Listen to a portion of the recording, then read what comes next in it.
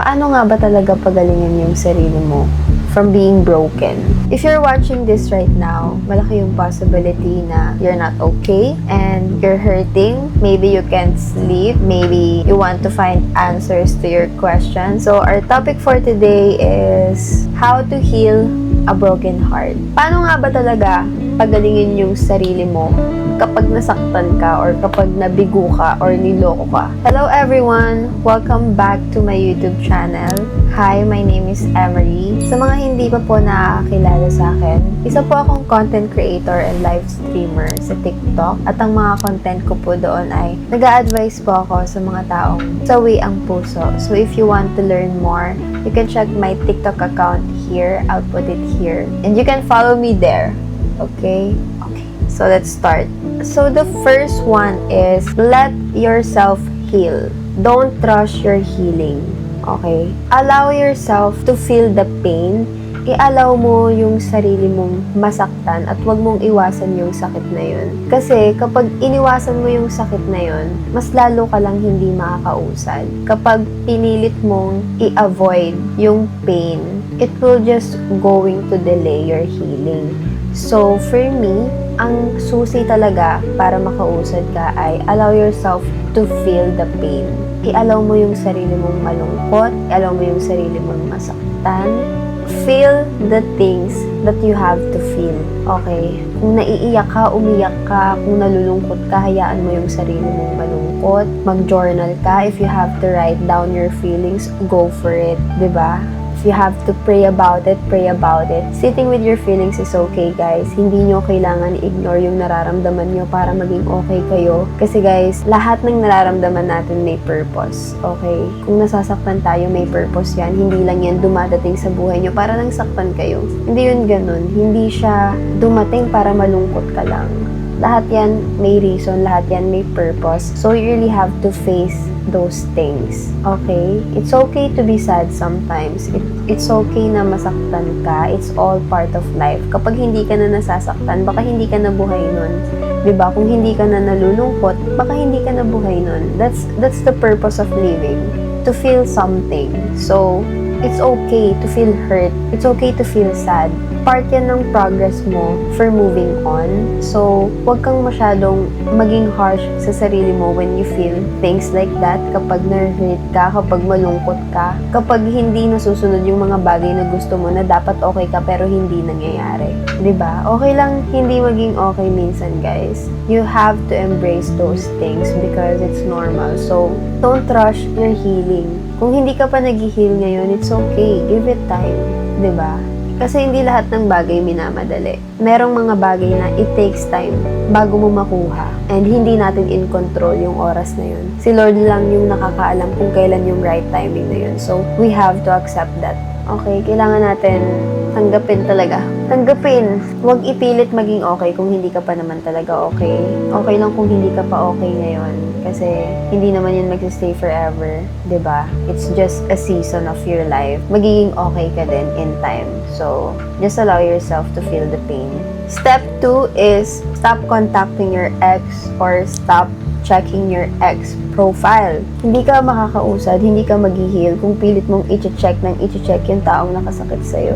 'Di ba? You have to focus on your own life. Mas mag-focus ka sa sarili mo kaysa doon sa taong nanakit sa'yo. Kaysa mag-focus ka sa kung bakit niya kaya ako sinaktan, bakit niya kaya ginawa yun. Mag-focus ka na lang na bakit kaya nangyari sa akin yun? Ano kaya yung kailangan kong matutunan? 'Di ba? Can you see the difference? Mas mag-focus ka sa sarili mo kaysa sa ibang tao. Kasi hindi naman natin talaga malalaman yung totoong sagot kung bakit nila tayo sinaktan eh. Tandaan nyo guys, for you to be able to heal, we have to accept na hindi natin kailangan malaman lahat para makausad tayo. Okay? Palagi nyong tatandaan na you can heal kahit hindi nyo malaman o hindi nyo makuha yung sagot galing sa kanila. Minsan guys, we just really have to accept the fact na meron talagang mga taong ibinigay lang sa atin para matuto tayo. Pero hindi para magstay sa buhay natin sa matagal na panahon. Okay? Hindi lahat ng tao meant na magstay sa atin forever. And that's okay. Kung hindi sila para sa atin, we have to accept that. If hindi na sila willing mag-effort para sa atin, we have to accept that and let go.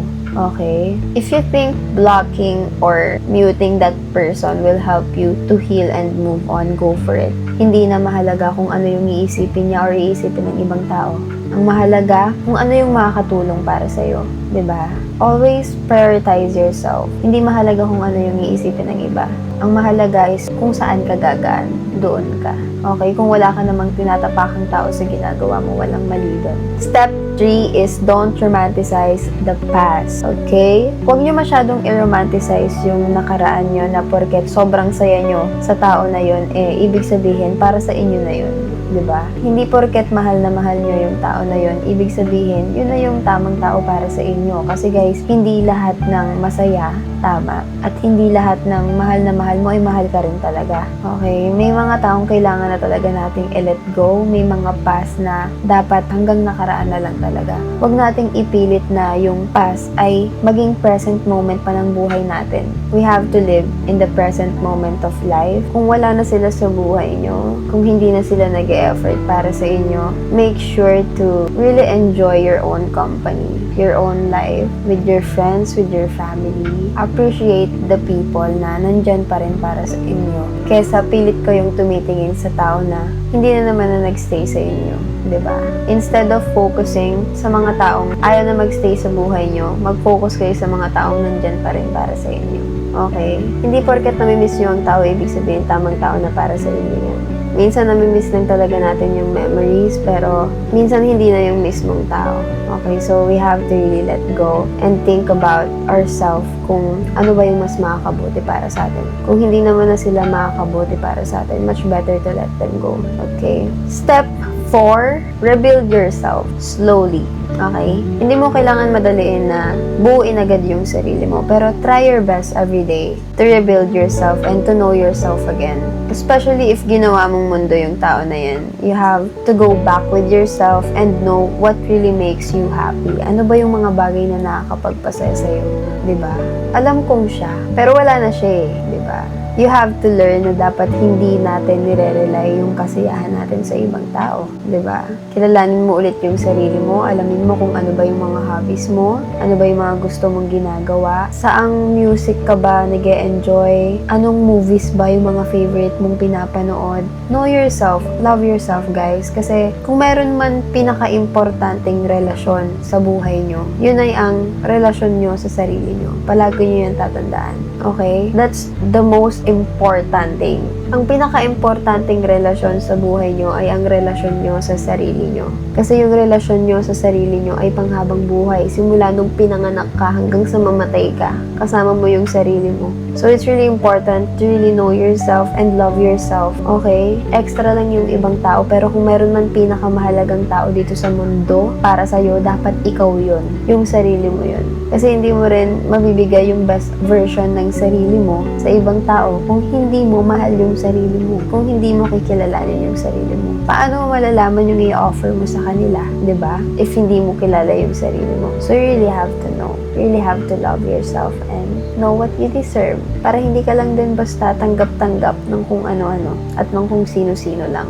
Okay? Eat properly, ayusin mo yung kwarto mo, treat yourself, date yourself. There's a lot of things that you can do to enjoy your own company, di ba? Huwag tayo masyadong mag-focus sa taong hindi naman talaga tayo vina-value na or na-appreciate. Appreciate your own self kasi kung mayroon man taong hindi ka talaga iiwan, sarili mo yun. Okay? Step 5 is learn the lesson. Don't carry the pain. Okay? Guys, yung pain na nafe-feel nyo ngayon, it's normal. Okay? Normal lang masaktan. Kasama sa buhay yan. Pero kung meron man hindi normal, yun na yung i-stop nyo yung sarili nyo sa sakit na yun. Kasi hindi dapat yan magstay sa inyo forever or for a very, very long time. Allow yourself to heal. Give it time. Be gentle with yourself. It's okay kahit it takes a bit longer. Maybe 6 months, 1 year, 2 years. It's fine. Pero wag to the point na buong buhay nyo hindi na kayo nakausad. Buong buhay nyo hindi na kayo naging okay. Hindi pwedeng ganun.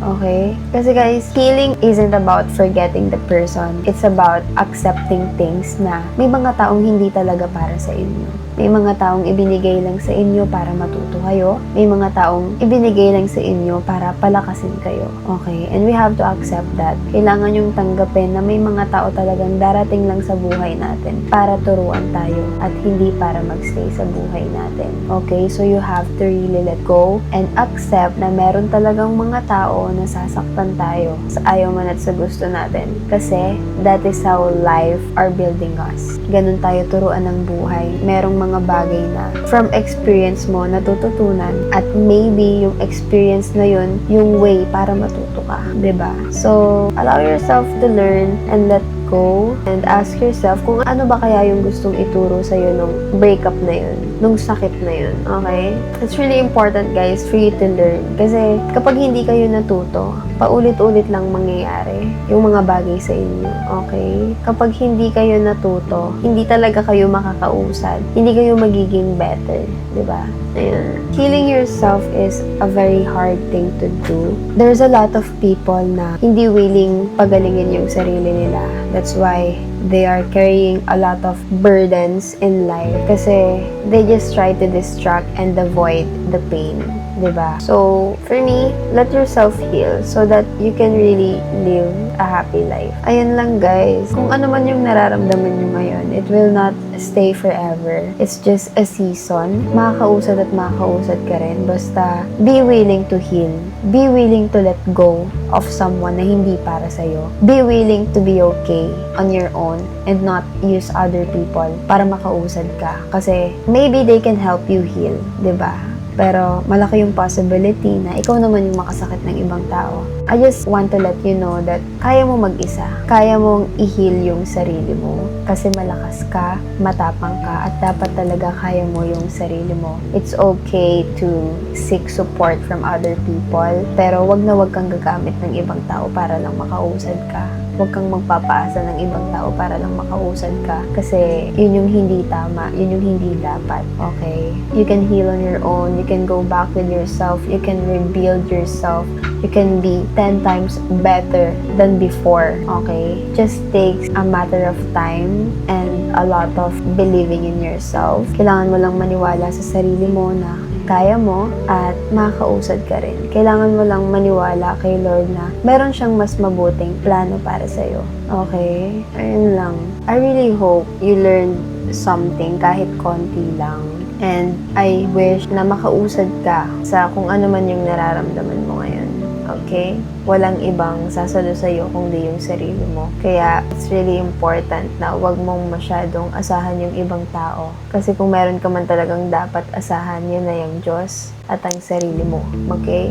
Gusto ko lang sabihin sa inyo na you're not alone. Never kang magiging mag-isa kasi palaging nandyan si Lord para sa'yo. Thank you guys for watching. Don't forget to like, share, and subscribe. If meron kayong questions and topics na gusto nyong gawin ko next time, just comment down below. If meron kayong suggestions, just comment down below. Thank you guys for watching. See you on my next video. Bye!